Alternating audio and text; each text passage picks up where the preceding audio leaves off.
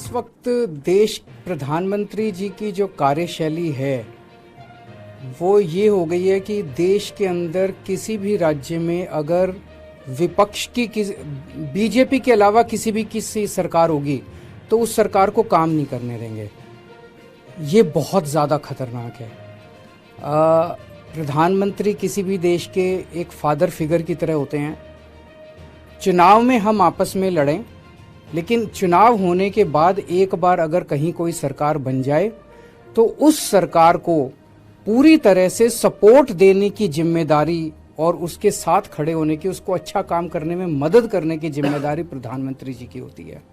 लेकिन हमारे देश के प्रधानमंत्री जी ने ठान लिया है कि अगर बीजेपी को वोट नहीं दोगे, कोई और सरकार बनाओगे तो उस सरकार को किसी भी हाल में काम नहीं करने देंगे।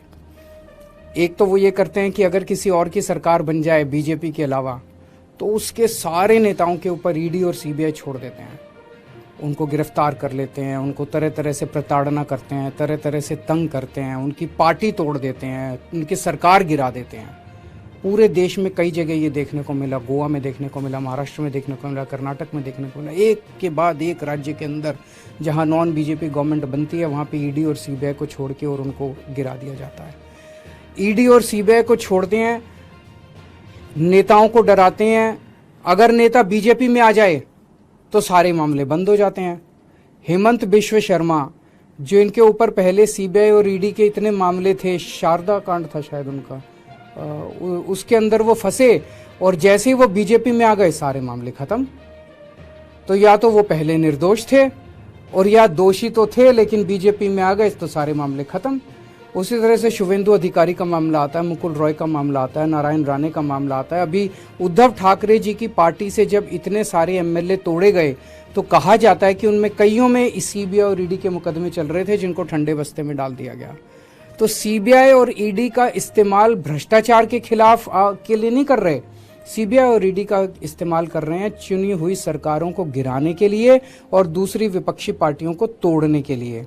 दिल्ली के अंदर जिस तरह से इन्होंने मनीष सिसोदिया जी और सत्येंद्र जैन जी को गिरफ्तार किया, दोनों के पास शुरू में इन्होंने बहुत लोग भेजे कि केजरीवाल का साथ छोड़ दो और आप बीजेपी भारतीय जनता पार्टी के अंदर आ जाओ। केजरीवाल आज अगर वो दोनों मेरा साथ छोड़ के और बीजेपी में चले जाते तो आज वो जेल में नहीं होते, उनके ऊपर किसी तरह के मुकदमे नहीं होते। तो जाहिर तौर पे उनके ऊपर जितने मुकदमे हैं सारे झूठे हैं, लेकिन वो भी डटे हुए हैं। तो ईडी और सीबीआई का इस्तेमाल केवल और केवल विपक्ष को तोड़ने के लिए और बीजेपी की जबरदस्ती सरकार बनाने के लिए किया जा रहा है। दूसरी तरफ गवर्नर्स का इस्तेमाल किया जा रहा है। मैं स्टैलिन साहब से बात कर रहा था, 20 से ज्यादा बिल जो विधानसभा ने पास कर दिए उस पे गवर्नर साहब साइन नहीं कर रहे। केसीआर साहब ने अभी कल सुप्रीम कोर्ट में केस किया है कि हमारे बहुत सारे बिल गवर्नर लेके बैठे हैं, उस पे साइन नहीं कर रहे। पिनरई विजयन साहब के कई सारे वाइस चांसलर्स की नियुक्ति उन्होंने रद्द कर दी। ऐसे चुनी हुई सरकारें कैसे? ममता दीदी परेशान है, नीतीश कुमार जी से मैं बात कर रहा था, वो परेशान है। दिल्ली के लेफ्टिनेंट गवर्नर समझते हैं कि सुप्रीम कोर्ट और संविधान को वो मानते ही नहीं है, वो खुलेआम कहते घूम रहे हैं कि मैं सुप्रीम कोर्ट और संविधान। ऐसे देश कैसे चलेगा?